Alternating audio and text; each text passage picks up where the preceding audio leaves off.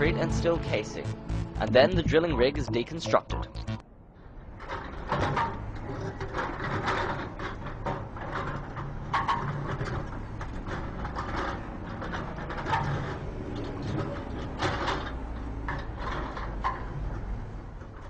The next stage of the petroleum industry is production. In this stage, the oil is extracted from the reservoir. This is done with an oil rig. The rig's size and shape depend on where the oil reservoir is located. In this case, a pump jack is used.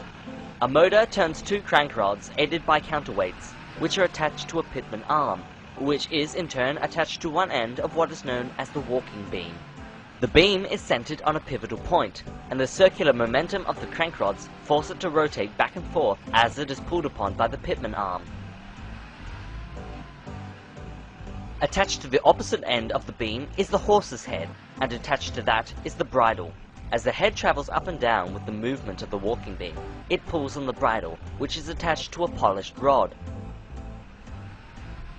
The rod is attached to another rod known as the sucker rod, which extends all the way down into the oil reservoir. At the end of the sucker rod are two valves, the traveling valve and the standing valve.